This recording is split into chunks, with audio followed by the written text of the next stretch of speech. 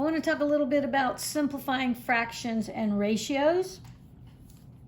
I'm wanting you to understand that when we have something broken up into fractional parts, notice even though these parts are cut up differently, my whole thing is meant to be the same size, like one whole large pizza.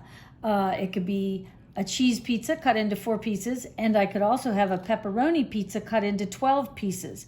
But the outside shape of those large pizzas is the same. So just keep that in mind. So fractions are just the part in the numerator being divided by the whole thing in the denominator, but the whole thing is always what one whole thing is cut into. So these 2 pictures that I have drawn, I've got these rectangular outside shapes, and my first piece has vertical lines in it so that it has been cut into 5 vertical pieces. And I have 3 of those pieces shaded. So if I asked you what portion is shaded, you need to say 3 and put that down as your numerator.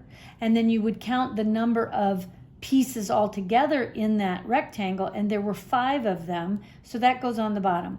So what was shaded of this picture is 3/5, 3 pieces out of 5 pieces. My next picture is a picture of a lot of tiny small squares.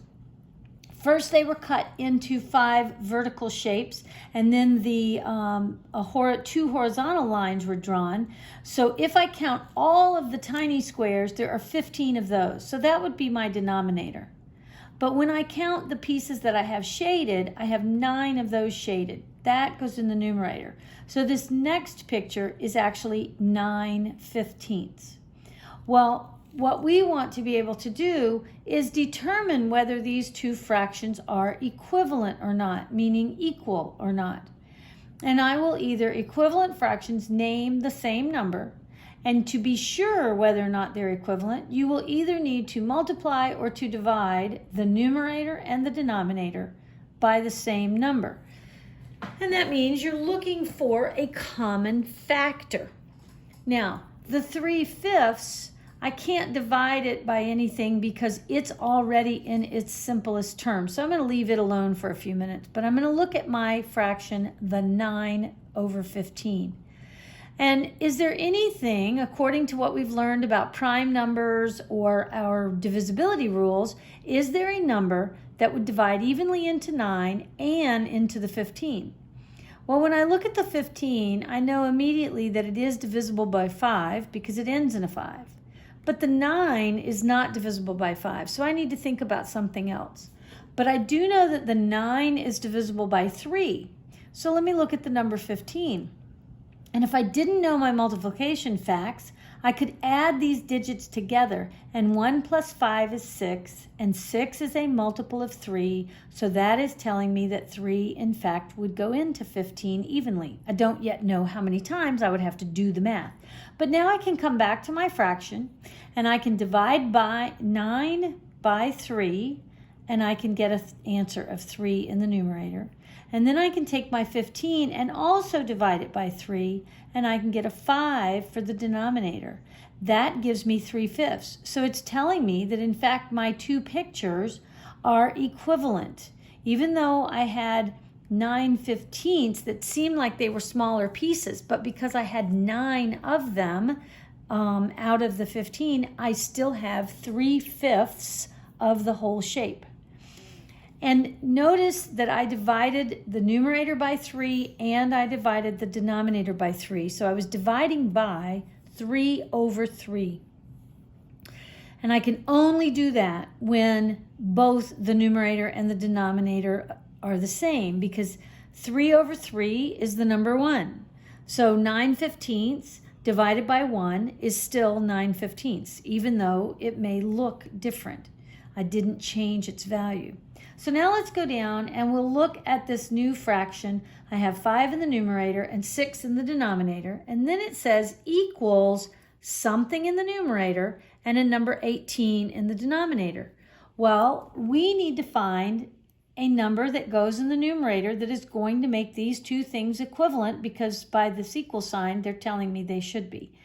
So I'm going over and I'm rewriting my 5/6, and I'm writing another fraction. I don't know what it is yet, but I want it to be equivalent to something over 18.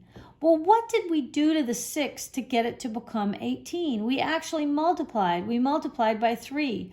So I can put a 3 in the denominator next to my 6. Well, if I have a 3 in the denominator, I have to have a 3 in the numerator. So now I've got 5 times 3, that's going to give me 15. And then the 6 times 3 gives me 18, which is what I had to begin with. So what this is telling me is my original fraction of 5/6 is equivalent to a fraction called 15 over 18. So 15 is what is missing in the numerator of my new fraction.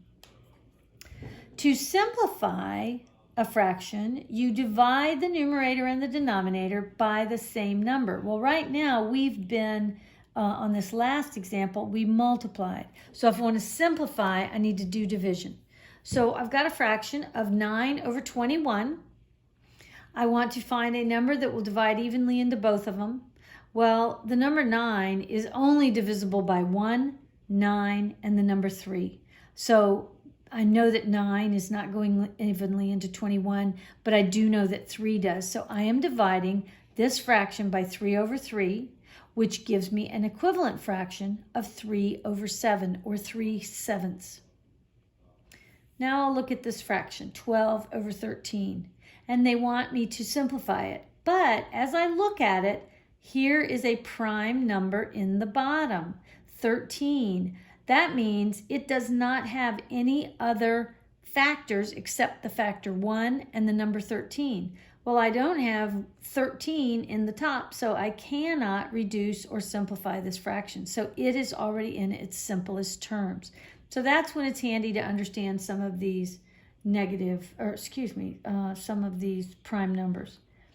Then I have something that says 48 out of 64. This, written this way, is a ratio. Like I have 48 students present out of 64 that should have been in the class. So, but they want us to simplify this. So they want us to rewrite it as a fraction. So the first number is what always goes in the numerator, and the second number always goes in the denominator. So my new fraction is 48 over 64.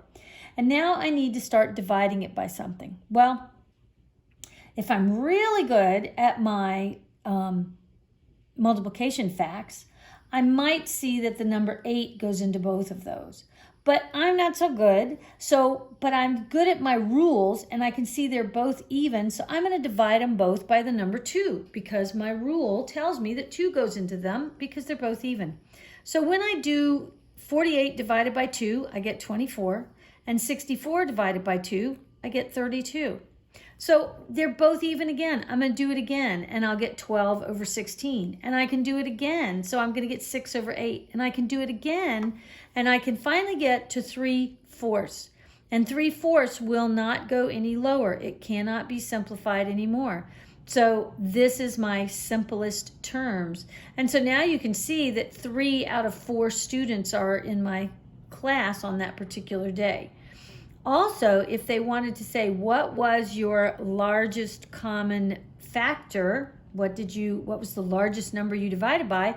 You take the numbers that you divided by and multiply them against themselves. So 2 times 2 is 4. 2 times 4 is 8.